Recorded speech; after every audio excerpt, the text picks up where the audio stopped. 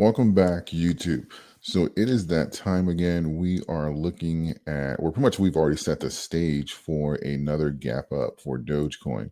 And I want to show you what we're talking about right now. So right now you can see we're talking about, based off our last few videos, about building out that floor so that we're not having to reach down to grab liquidity for some of those lower levels. And that's been doing a really excellent job so far. And really, when we needed liquidity, when we had some of the stronger red days, the 14-day and even this bar that I drew based off of the current trend back here, it's really just played out perfectly. We've been using the 14-day as support, rallying, still technically an upward trend, even with the red days. I know sometimes people freak out when they see red, but that is a natural part of building out a floor, those agreements between buyers and sellers. As you can see, though, most of this trend is still green and it's still an upward trend. So if you, especially if you just look at the candles and ignore the wicks, this is still a bullish trend here. So I wanted to just kind of play out the potential of the second leg here that we can kind of start at, because just because we have a gap zone, I know some of you are looking at the title saying, okay, well, he's saying it's going to be a gap zone somewhere between 55 and 58. So that means that's the next range here for leg two. No, that's technically the even if we're looking at the current trends here, that's technically would be the gap to that zone.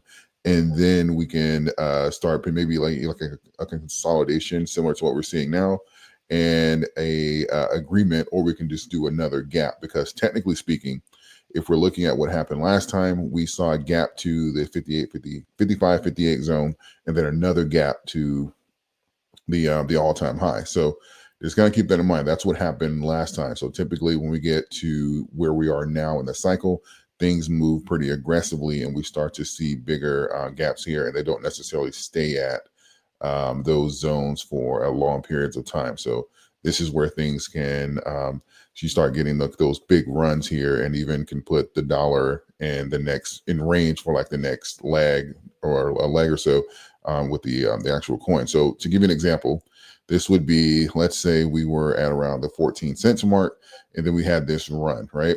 And where we had like one green day, but surrounded by, let's say 3, 6, 7, 8, 9, or one red day surrounded by 9 green days, right? So this would be the gap, right? This would be like from the November 8th until, let's say, November 13th. That would be the gap up. So that's something we can see here, this run here of another, let's say 12, 13 cents or so from where we are now. We'd see that next leg up for Doge, but that doesn't mean that that is the conclusion even of that run. We could see a brief consolidation, something maybe like a couple red candles, and then a bigger tick up. Or we can see something what we're seeing like right now, what this is a kind of building out a floor, but also still aggressively moving up. This is certainly a bullish trend here.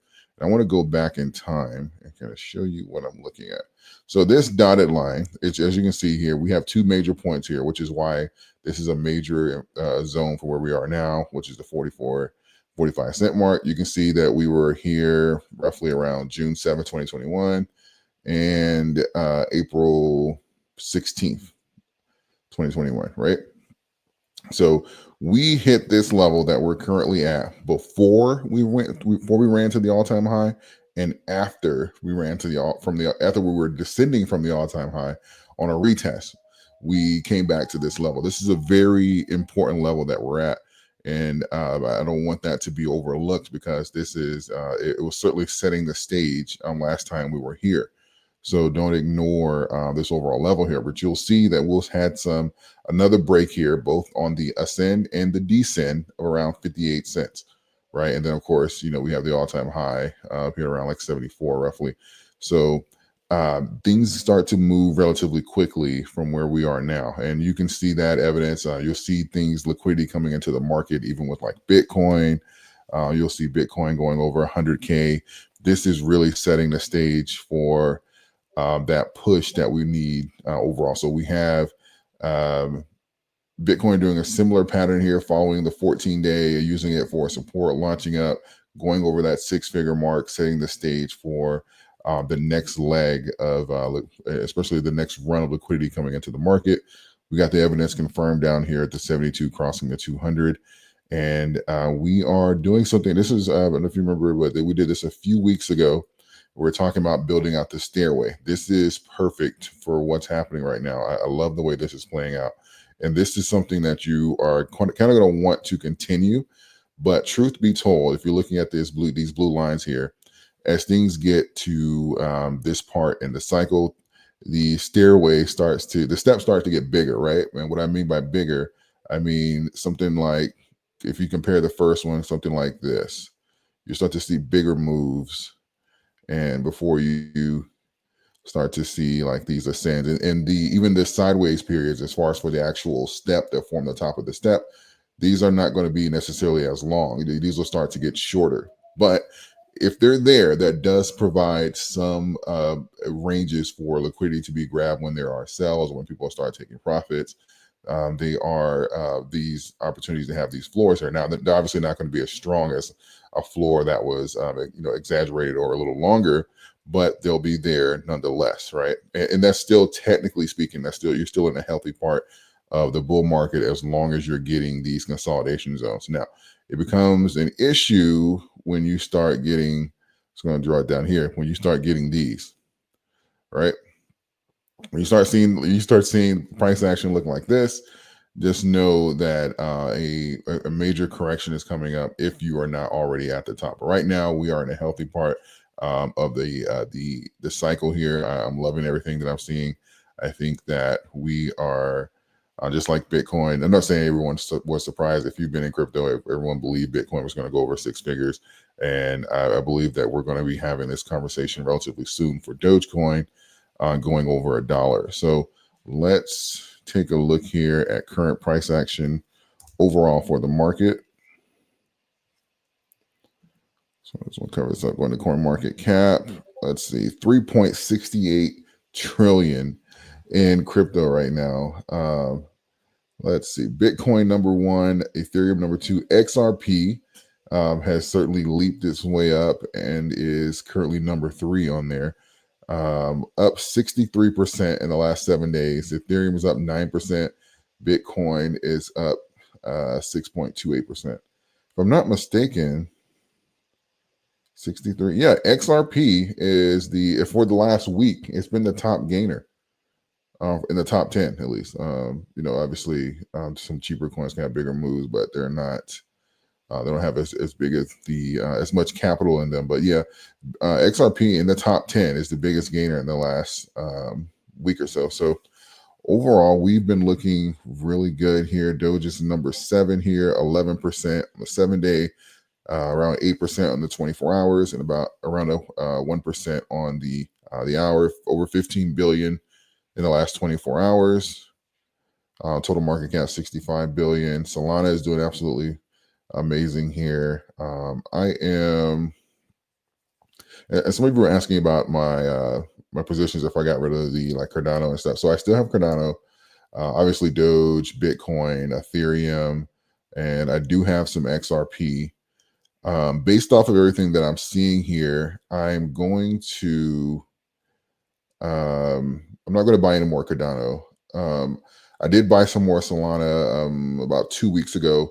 I'll probably get some more just because right now I do believe that we're going to have kind of like a cycle, necessarily a cycle change, but I believe that it's going to be more of like a flattening, and we're not going to see that extreme sell-off like 80% and things like that. That's kind of up in the air right now, but I don't believe that we're going to go back to what we've seen here over the last few cycles. I think the coins are going to be, dare I say, a little bit more stable this time around, just because of the institutions and the conversion that we're having here from decentralization to centralization because of the amount of institutions and corporations coming into crypto. But that's a different conversation. So I don't think we're going to see these what we're used to, at least to that extreme in the sell-offs here. But I will get some more Doge, just because I'd have to, even with Doge, I have to buy a lot to even raise my average. So coin count is definitely a multiplier, especially at these levels, especially when I believe we have over 100% gains still out there. even at these prices. XRP, I think I said that, Ethereum, and Bitcoin. So those are going to be some positions I'm going to be adding to my top four. So Bitcoin, Ethereum, XRP, well, I guess top five: Solana and Dogecoin. So those are going to be the ones that I'm adding positions to, especially in December, because again, I don't believe that we are kind of like toward peak bull run. So I'm definitely excited about adding some of these, adding to these positions here.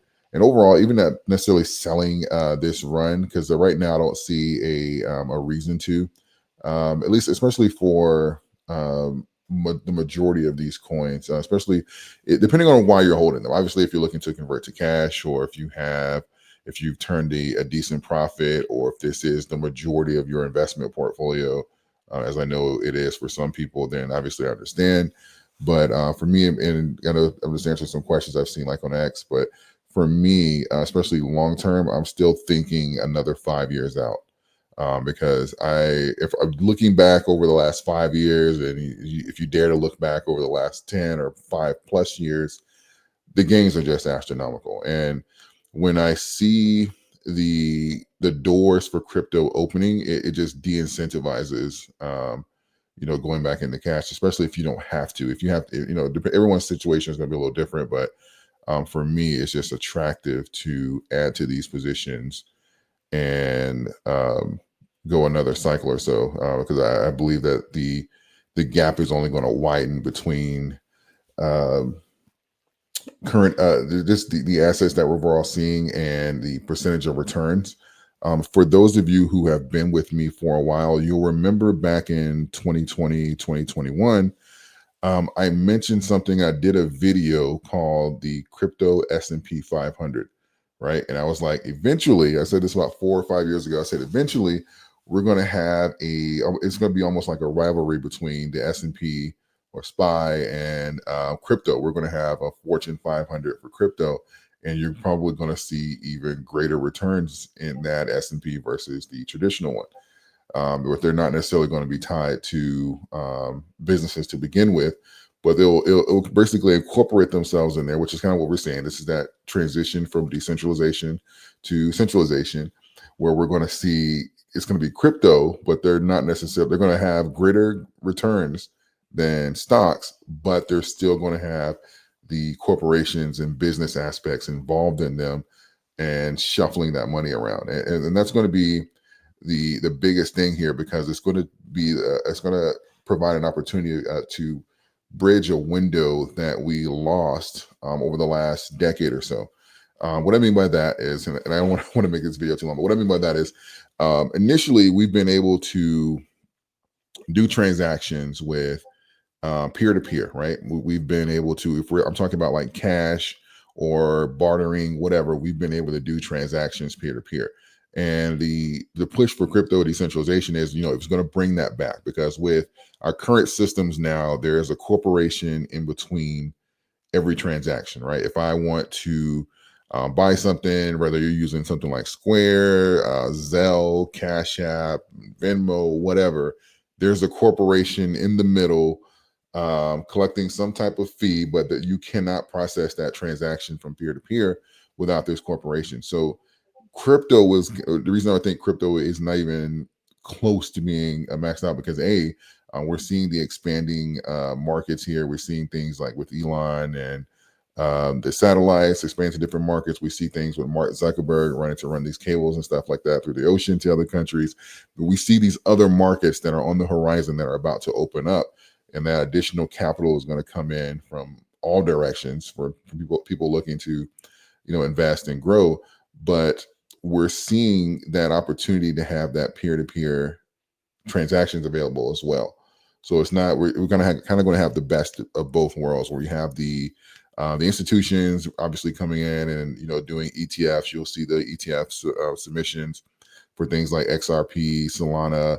You'll see all of these things on the horizon here, but you're also going to be able to obviously make those transactions, kind of bring back something that we've lost in the last 10 years or so, which is being able to have transactions from me to you without necessarily putting a corporation or a business in between us, right? So I'm excited about overall about crypto. I think that we're going to see some bigger gains here on the horizon. I think that we're going to um, surprise everyone overall with this here. And I also think that we're on the brink of a bigger transition in the market here. And I think that Bitcoin is going to surprise a lot of people here where we end up this bull run.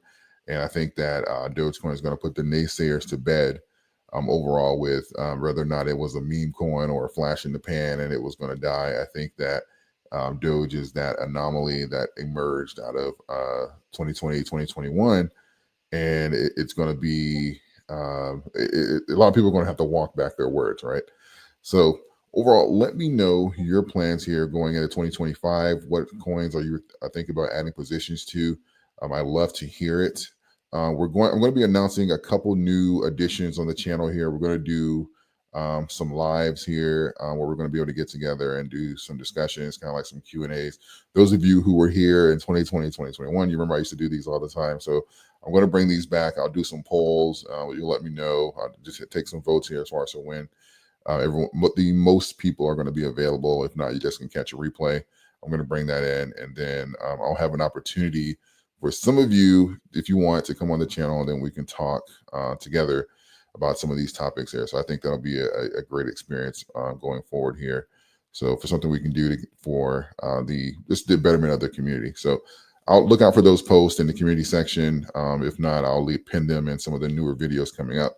Let me know your thoughts and questions in the comment section. Don't forget, like, share the video, subscribe to the channel if you have not, and I will see you guys in the next one.